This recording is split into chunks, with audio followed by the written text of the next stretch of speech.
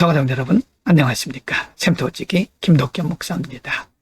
오늘은 이사야서 52장 1절부터 12절까지고요.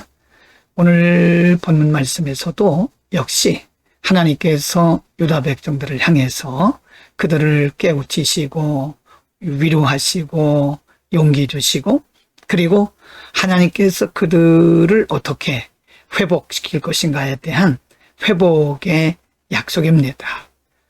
여러분, 이런 말씀들을 보면 하나님은 정말 자비로우신 분이십니다. 하나님이 일시적으로 그들을 징계하셨지만 하나님은 여전히 그들을 깨우치시고 위로하시고 용기 주시고 또 약속해 주시는 것을 보면 하나님께서 그의 백성들을 어떻게 만들어 가시고 양육하시는가를 볼 수 있습니다. 52장 1절, 2절, 그리고 11절, 12절에서 하나님께서 유다 백성들을 부르시는 장면인데요. 1절, 시온이여 깰지어다 내 힘을 낼지어다.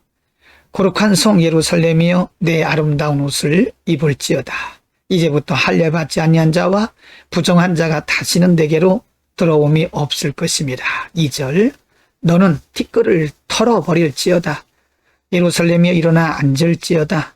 사로잡힌 딸 시온이여 내 목의 줄을 스스로 풀지어다. 하나님께서 이들을 위로하시고 용기 주시고 새롭게 하시기 위해서 부르시는 장면입니다. 11, 너희는 떠날지어다.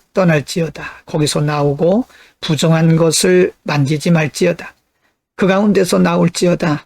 여호와의 기구를 매는 자들이여 스스로 정결하게 할지어다. 12절입니다.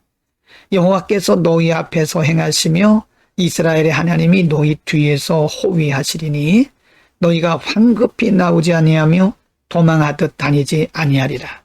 하나님께서 지금 징계받고 낙심과 좌절 가운데 있는 유다 백성들을 이렇게 위로하시고 또 그들을 부르시는 것입니다. 하나님의 사랑의 표현이죠. 52장 3절, 4절, 5절, 6절에서는요. 하나님께서 이들의 미래에 대해서 어떻게 하실 것인가, 회복에 대한 약속을 하고 계십니다. 3절, 여호와께서 이와 같이 말씀하시되 너희가 값없이 팔렸으니 돈 없이 속량되리라. 4절, 주 여호와께서 이와 같이 말씀하시되 내 백성이 전에 애굽에 내려가서 거기에 거류하였고 아수로인은 공연히 그들을 압박하였도다. 5절, 그러므로 이제 여호와께서 말씀하시되 내 백성이 까닭 없이 잡혀갔으니 내가 여기서 어떻게 하랴. 여호와께서 말씀하시되 그들을 관할하는 자들이 떠들며 내 이름을 항상 종일토록 더럽히도다. 6절, 그러므로 내 백성은 내 이름을 알리라. 그러므로 그날에는 그들이 이 말을 하는 자가 나인 줄을 알리라.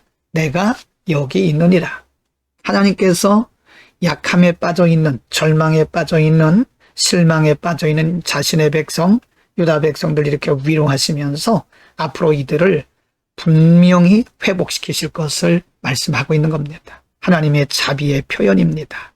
52장 7절에서 10절 가운데 이제는 이와 같이 하나님의 은혜, 유다 백성들에게 내려주실 하나님의 은혜와 축복을 선포하라고 말씀하십니다.